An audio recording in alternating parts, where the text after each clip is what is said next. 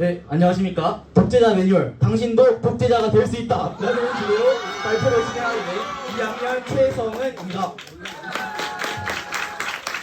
발표를 시작하기에 앞서 제가 3명의 남자의 사진을 보여드리도록 하겠습니다. 왼쪽은 나치즘을 이끌었던 히틀러라는 지도자고요. 가운데는 소련의 지도자였던 스탈린입니다. 그리고 이분은 북쪽에 계신 김정은 동무이신데요. 이 세 분의 공통점에 대해서 알고 계신 분 있으실까요? 맞습니다. 바로 강력한 권력을 가졌던 독재자라는 점이 이 세 사람의 가장 큰 공통점인데요. 가장 강력한 권력을 바탕으로 한 국가를 자의적으로 통치한 인물들입니다. 여기서 그렇다면 독재란 무엇인가에 대한 의문을 우린 던져보게 되는데요. 독재 정치란 분립 정치의 반대말인데요. 즉 권력을 분립해서 국가에서 작용하는 것이 아닌 모든 국가 권력을 하나의 인물이나 하나의 정당에 모두 위임하는 정치 형태를 우리는 독재 정치라고 부릅니다. 여러분도 여러가지 팀플이나 이런 활동에서 리더를 맡아보시면서 독재 정치를 하고 싶다는 생각 해보신 적 있지 않으신가요? 그런 여러분들을 위해서 절대 권력을 위한 매뉴얼을 제가 지금 공개하도록 하겠습니다. 자, 그런 매뉴얼 첫째, 바로 국민들의 불안을 강화하라는 점입니다. 강력한 권력에 대한 욕망은 그냥 단순히 나타나지 않습니다. 국민들이 위험에 빠지고 위기 상황, 갈등과 분란의 상황 속에서 특별한 답이 나오지 않을 때 우리는 강력한 권력에 대한 답을 찾게 됩니다. 그런 상황에서 초보 정치인이라고 가정된 여러분들은 뭐뭐이즘, 즉 자극적인 이념을 강조해서 어그로를 끌 수도 있고요. 그 다음에 경제 안정이라는 명분 같은 것들을 바탕으로 독재를 위한 첫 번째 정치적 기반을 마련할 수 있습니다. 두 번째는 언론을 철저히 통제하라입니다. 언론은 국민들에게 눈과 귀가 되어주는 존재들인데요. 따라서 이를 완벽하게 통제한다면 여러분은 국민들을 세뇌하는 가장 주요한 방법을 차지할 수 있습니다. 하지만 조심해야 되는 점, 반대로 생각하면 이 언론이라는 것을 완전히 통제하지 못한다면 여러분들에 대한 국민들의 비판의 장을 만들어줄 수 있는 것이기 때문에 여러분들의 권력의 가장 큰 대항마가 될 수 있으므로 반드시 통제해야 됩니다. 세 번째는 군사를 장악하라입니다.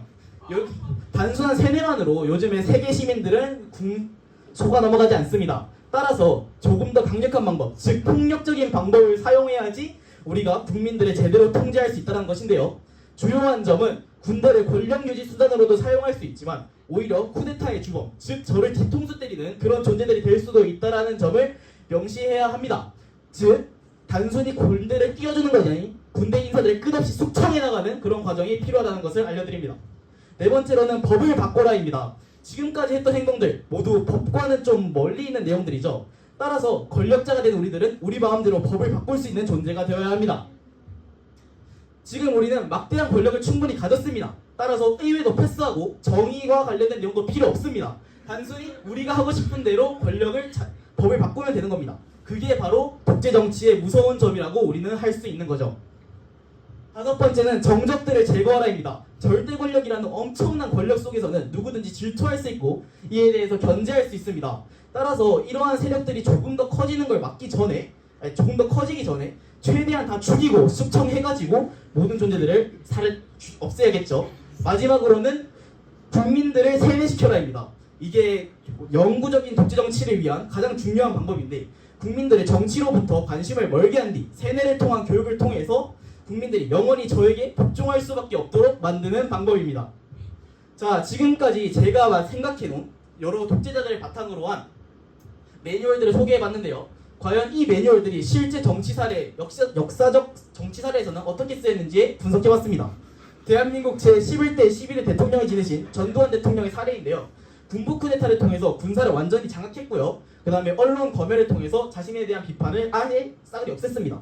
또한 헌법 개정을 통해서 자신들의 연임을 계속했고요. 그 다음에 정적을 제거했고 히틀러 또한 마찬가지입니다.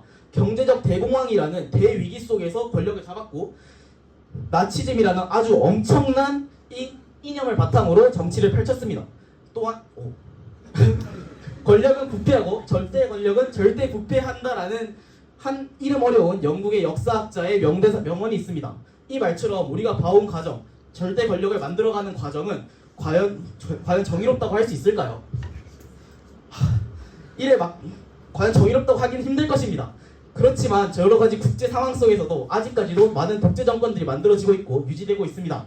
하지만 우린 이를 막아야겠죠. 이를 막기 위해서는 정치적으로 관심을 우리가 가지고 민주적으로 소리를 낼 수 있는 그런 민주시민이 되는 것이 중요하지 않을까 싶습니다. 들어주셔서 감사합니다.